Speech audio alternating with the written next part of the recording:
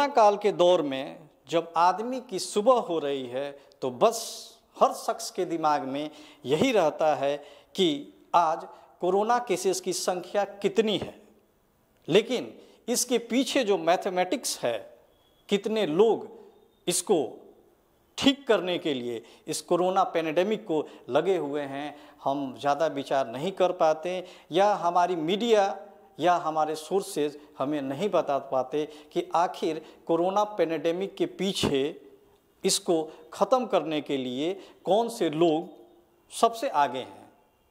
हमारी मेन स्रोत की मीडिया, हमारी गवर्नमेंट इस बारे में विचार ही नहीं कर रही है। इसी दौर में हम आज बात करेंगे देवेंद्र प्रसाद जी से। Devendra Prasad ji all India medical laboratory technologist association के बिहार के सेक्रेटरी है। इस तरह की एसोसिएशन इंडिया में मात्र एक ही है। आज हम बात करेंगे कि डॉक्टर और पैरामेडिकल के अलावा भी एक ऐसा डिपार्टमेंट है जो इस कोरोना काल में लोगों के लिए सचमुच एक भगवान का स्वरूप है। देवेंद्र जी, हमारे चैनल में आपका बहुत बहुत स्वागत है। नमस्कार सर, धन्यवाद। Thank you. जितने भी लोग देख रहे हैं, आप लोग news channel BOB news channel को बहुत बहुत धन्यवाद। जितने लोग इस इंटरव्यू को देखेंगे उन लोगों को नमस्कार। हम अपने संगठन के तरफ से एवं हम अपने लैब की तरफ से, मेरा नाम है देवेंद्र प्रसाद। हम हैं all India medical laboratory technologist association के बिहार प्रदेश के सेक्रेटरी, और हमारा एक बिजनेस है, लैब चलता है। अभी हमारा लैब का नाम है Welby pathology and research private limited, जो आज के डेट में डॉक्टर लाल पैथ लैब का रेवेन्यू शेयर पार्टनर है, राजा बाजार लैब का। आपने बुलाया हमें अच्छा लगा कि आप इस बिंदु पर कोविड काल में बात करना चाहते हैं। देवेंद्र जी, हमारे प्रधानमंत्री का जब पहला स्पीच सुना जाए, इस कोरोना काल की जब शुरुआत हुई थी तो उन्होंने एक बड़ा ही अच्छा टैगलाइन दिया था, ट्रेसिंग, टेस्टिंग और ट्रीटमेंट। हमारे दर्शकों को देवेंद्र जी बताएंगे कि ये जो तीनों हमारे टी हैं, इनके पीछे असली मकसद क्या है और इस मकसद को पूरा करने के लिए एक लैब टेक्नीशियन का कितना रोल है। धन्यवाद सर। जो गवर्नमेंट का स्पीच आया, ट्रेसिंग, टेस्टिंग और ट्रीटमेंट, इस पर मैं ये कहना चाहूँगा कि सब लोग, पूरा मीडिया जगत, पूरा सरकार, चाहे तो सेंट्रल गवर्नमेंट हो या स्टेट गवर्नमेंट है, सब लोग सीधे सीधे बोल देते हैं चिकित्सक एवं पारामेडिकल कर्मी। लेकिन एक ऐसा पारामेडिकल के अंदर का कर्मी है जिसको अभी भारत सरकार ने एलाइड से भी नवाजा, उसके लिए बिल भी लेके आया है, जो 3 टी का 2 टी अकेले काम कर रहा है उस पर। जैसे ट्रेसिंग कौन कर रहा है? तो ट्रेसिंग कर रहे हैं हमारे लैब टेक्नीशियन, लैब जिनको लैब टेक्नोलॉजिस्ट भी आप कह सकते हैं, सुदूर से लेकर के और टाउन में भी, शहर में जाएं या गांव में जाएं, हर एक जगह जा के सदर अस्पताल से लेकर के छोटे छोटे PSC या गांव में या जहां कैंप किया जाए, हमारे लैब टेक्नोलॉजिस्ट उसका ट्रेसिंग करने में लगे हुए हैं। और सैंपल को इकट्ठा करके ला करके सैंपल जहां भी टेस्ट हो रहा है वहां भी टेस्ट करने में हमारे लैब टेक्नोलॉजिस्ट ही है जी। लेकिन एक ट्रिपल टी में डबल टी का भागीदार रहने के बाद भी लैब टेक्नोलॉजिस्ट अभी भी इस पेंडेमिक के महामारी में पूरे भारत में सबसे ज्यादा अहम रोल काम किया। 24 घंटे हमारे लैब टेक्नोलॉजिस्टों ने काम किया। उसके बाद भी नॉन स्टॉप, बीवी बाल बच्चे से अलग रह करके, है ना, आए तो बीवी बाल बच्चा मिलने के लिए छछन जा रहा था। लोग परेशान थे, उनके आते थे, अलग रूम में घर में रहते थे और जाकर के काम कर रहे थे। उसके बाद भी उनका नाम कभी कभी लिया जा रहा है। एक बार प्रधानमंत्री ने बोला, एक बार कि नहीं और ने बोला, एक बार डॉक्टर लाल पैथ लैब के मैनेजिंग डायरेक्टर डॉक्टर अरविंद लाल ने ही ने भी फर्स्ट लाइन वॉरियर से नवाजा, यानी कभी कभी आया, जबकि आना चाहिए था सबसे पहले, इसलिए कि फर्स्ट लाइन वॉरियर हैं लैब टेक्नोलॉजिस्ट, इसलिए नाम उनका हमेशा आना चाहिए था, लेकिन इस साइलेंट में पड़ा हुआ है। ये हमको न लगता है कहीं ना कहीं ये गवर्नमेंट का यानी इस पर नजर जो कड़ा है, इस पर हम सचेत करना चाह रहे हैं गवर्नमेंट को कि ऐसा नजर से नहीं देखना चाहिए। जो लोग काम कर रहे हैं एक्चुअल में उनको भागीदारी मिलनी चाहिए और उनको कम से कम नाम तो जरूर लेना चाहिए जो जैसा काम कर रहे हैं। तो हमारे लैब टेक्नोलॉजिस्ट अभी जो उनका रोल है 99% सैंपल कलेक्शन में उनका काम है और 95% उनका काम है टेस्टिंग में। देवेंद्र जी, किसकी चूक आप मानते हैं? सरकार की जो फर्स्ट गाइडलाइन आई थी उस गाइडलाइंस में ये बिल्कुल स्पेसिफाइड करके मेंशन था कि जो भी कोरोना की टेस्टिंग करेंगे वो ईएनटी स्पेशलिस्ट ही करेंगे। दर्शकों को मैं बता दूं, ये ई मतलब ईयर, एन मतलब हो गया आपका नोज और टी मतलब थ्रोट। इन्हीं ईएनटी स्पेशलिस्ट ही कोरोना की जांच करेंगे, उनकी सैंपल लेंगे। तो आप कहाँ तक आपको लगता है किसकी चूक हुई है इसमें? सरकार की तरफ से चूक है या डॉक्टर पैरामेडिकल की भागीदारी ने लैब टेक्नीशियन को नीचे लाकर रख दिया इस पायदान में? बेशक आपका कहना बिल्कुल सही है। भारत सरकार का एक लेटर आया था, मैं लेटर भी दे दूंगा आपको, जिसमें साफ भारत सरकार ने लिखा था कि इसका कोविड का जो सैंपल का काम होगा वो ईएनटी से रिलेटेड पीजी या ईएनटी के सुपर स्पेशलाइज्ड जो डॉक्टर है वो सैंपल कलेक्शन का काम करेंगे। जी जी। लेकिन उनको एक बात समझना चाहिए था, जो लोग यानी भारत सरकार के में WHO में बैठे लोग हैं या गवर्नमेंट ऑफ इंडिया में के हेल्थ डिपार्टमेंट बैठे लोग हैं या जो बिहार सरकार में बैठे लोग हैं, जो पॉलिसी मेकर हैं, उस पॉलिसी मेकर को सोचना चाहिए था कि ये काम एक्चुअल में करता कौन है, उसका नाम आना चाहिए था। जब ईएनटी स्पेशलिस्ट का नाम आया तो उनसे ज्यादा काम तो वर्षों से जब से काम शुरू हुआ है। मैं आपको बता दूं कि ये टेस्ट जो करना है, जो भी काम हम लोग कर रहे हैं वो या तो मॉलिक्यूलर का काम है या माइक्रोबायोलॉजी का काम है। तो माइक्रोबायोलॉजी डिपार्टमेंट जब से स्टार्ट हुआ, जब से हमारे lab technologist throat swab culture करते रहे और सैंपल लेने का काम करते रहे। तो थ्रॉट स्वैब का सैंपल या नोज स्वैब का सैंपल पहले से जब हम लेते रहे थे तो हमारे नाम से भी चिट्ठी बननी चाहिए थी। केवल ईएनटी स्पेशलिस्ट नाम से चिट्ठी क्यों बना? ईएनटी स्पेशलिस्ट के नाम के साथ साथ भी लैब टेक्नोलॉजिस्टों का भी नाम आना चाहिए था।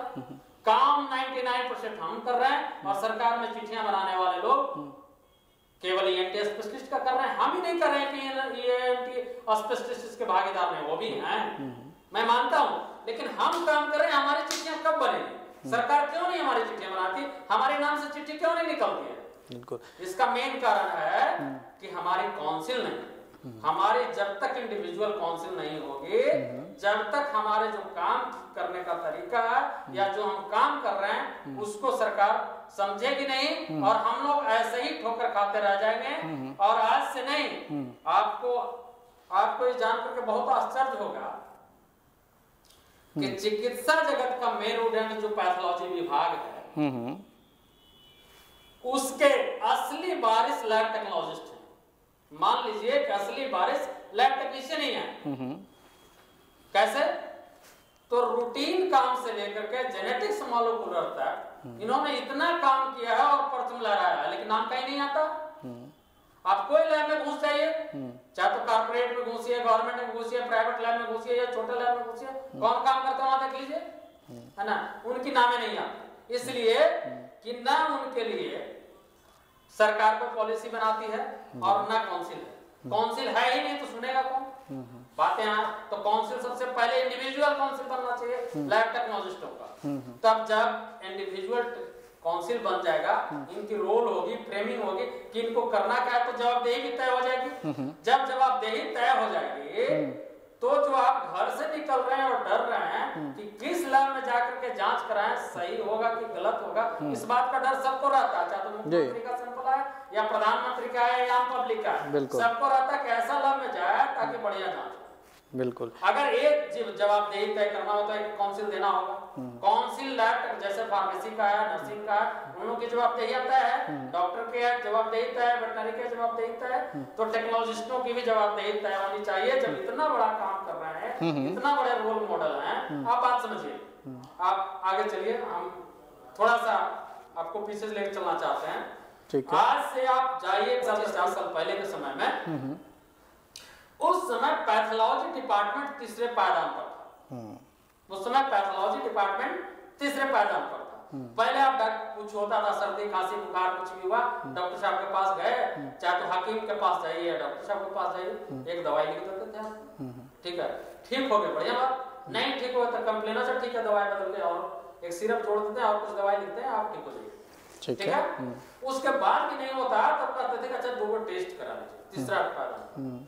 आज बात समझिए, आज पहले आपको कुछ भी होता है, आपको पहले एक इन्वेस्टिगेशन लिखा जाएगा और उसके बाद बोला जाएगा कि आप इन्वेस्टिगेशन लेकर के आइए, तब डायग्नोसिस बनेगा कि आपको करना क्या है, बीमारी है, बीमारी क्या है। तो बात समझिए, पैथोलॉजी डिपार्टमेंट फर्स्ट पायदान पर है, और फर्स्ट पायदान का जो बारिश है वो 3rd पायदान पर नहीं, 5th पायदान पर है, पायदान पर है। तो जनता का कल्याण कैसे होगा, कैसे समझा जा सकता है, कैसे होगा एक्चुअल काम, जब डायग्नोसिस से नहीं होगा तो ट्रीटमेंट कितना बढ़िया होगा। देवेंद्र जी, ये तो पहले से ही चलती आ रही है कि जो भी हमारे लैब टेक्नीशियन होंगे, रूटीन टेस्ट हो, जेनेटिक्स टेस्ट हो, मॉलिक्यूलर टेस्ट हो, वो तो शुरुआत से वही करते आ रहे हैं। तो लैब टेक्नीशियन को भी उतना ही सम्मान मिलना चाहिए जितना कि डॉक्टर्स और पैरामेडिकल को।